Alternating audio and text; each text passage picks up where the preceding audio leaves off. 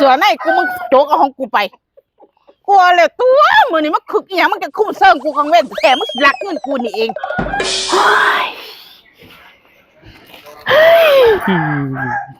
มือนี้ละเป็นโอกาสเด็ดของกูเลยเลยมา1,000กูเสิร์ฟจนว่าฉันชอบได้เงิน1,000จ้ามันสินอนรับก็ได้เว้ยกูนัดไปเอาไก่ไว้แล้วกูต้องไปเอาไก่ให้ได้มือนี้ไปซื้อไก่ตีมาไหวอีกก่อนเว้ยจ้ามันนอนรับเดี๋ยวกูจะไปหามึงไปใส่หลักคนกูว่ายุ่มันนี่มันคือเป็นสีแปลกๆมาคุ้มเซิงกูทั้งเซิงกูทั้งหลักเงินกูเสื่องมาน้ำเสือนะมึงโจกของกูไปจนเบิดไปใส่เนาะบ้านนี้เงินกูแห้งแต่มีทอนี่บ้านนี้โอ้ยหามึงเด้ล่ะมาเอาก็ยากมาเอาเถอะว่าสิมาเอาไก่น่ะ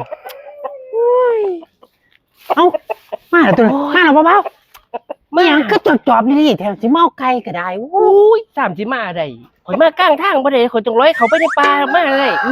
ปลานันบ่เดียวนี่เมียข่อยสิพ่อว่าเท่าไหร่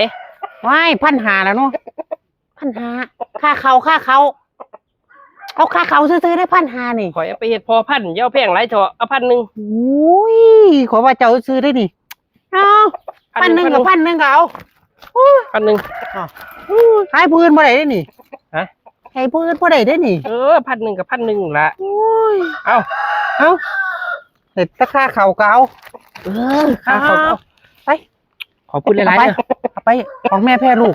ที่เด็ดเลยนี่ที่เด็ดเลยเป็นบ่ไปโอ้ยเมื่อทางไหนสิมนป้าไปอีกบ่บัดมนป้าคือเก่าอุ่นดีโอ้ยจะมันยากเนาะเจ้าเนาะไ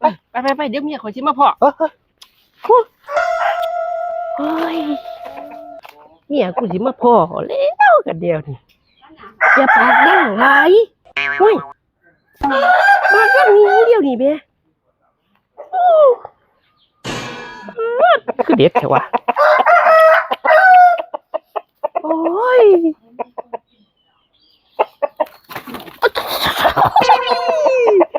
คือหาวดองดีแท้วะบัก5 เท่าเมื่อกูไปซื้อไก่นี่บ่ฮะบ่ได้เอาเงินเจ้าบ่ได้เอาเงินเจ้าจังไหนเงินในเสือในกูมึงโจกเอาของกูไปกลัวเลยตัวมือนี่มันคึกอย่างมันจะคุ้มเซิงกูกังเว้นแต่มึงรักเงินกูนี่เองนี่บ่แน่มึงได้มา